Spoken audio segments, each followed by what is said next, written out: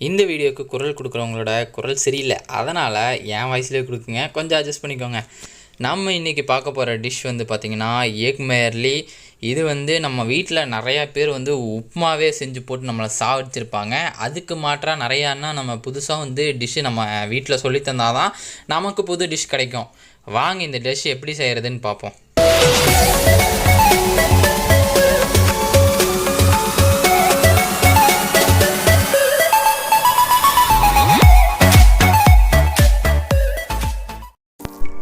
Guys, நம்ம டிஷ்ஷுக்கு தேவையான பொருள் பார்த்திங்கன்னா உப்பு, மிளகுத்தூள், கரம் மசாலா டேஸ்ட்டுக்கு எடுத்துக்கோங்க, ஜீரகத்தூள், அப்புறம் சில்லி பவுடர்.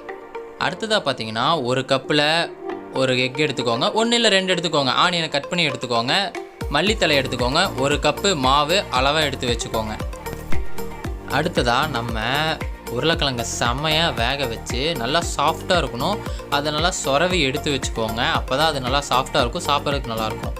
இப்போ நம்ம எல்லாத்தையும் போட்டு கிளற போகிறோம், எல்லாத்தையும் கலக்க போகிறோம். கலக்கும்போது கவனமாக எல்லாத்தையும் எல்லா இடத்துக்குமே ஸ்ப்ரெட் ஆகிற மாதிரி கலக்குங்க. அப்போ தான் டேஸ்ட்டு செம்ம வேறு லெவலில் இருக்கும். எல்லாமே போட்டு ஒவ்வொன்றா கலக்குங்க. நம்ம இன்க்ரீடியன்ட்ஸ் எடுத்து வச்சதை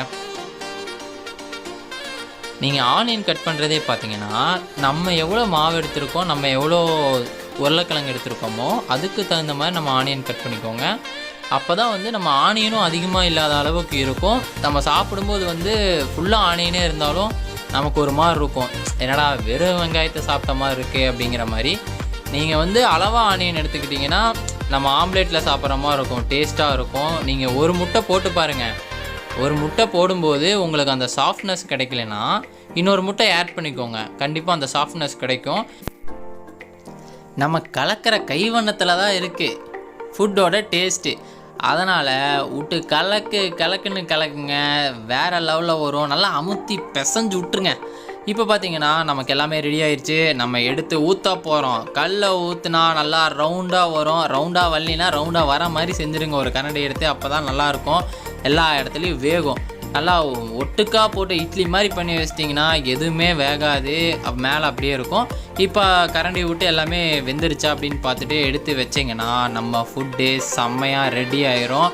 இதுக்கு மேலே நீங்கள் வந்து சும்மா கூட மல்லித்தலையை தூவி விடலாம், இல்லை ஏதாவது பொடியை போட்டு சர்வ் பண்ணும்போது பண்ணலாம், சூப்பராக இருக்கும். நம்ம டிஷ் ரெடி ஆயிடுச்சு, வாங்க சாப்பிடுவோம்.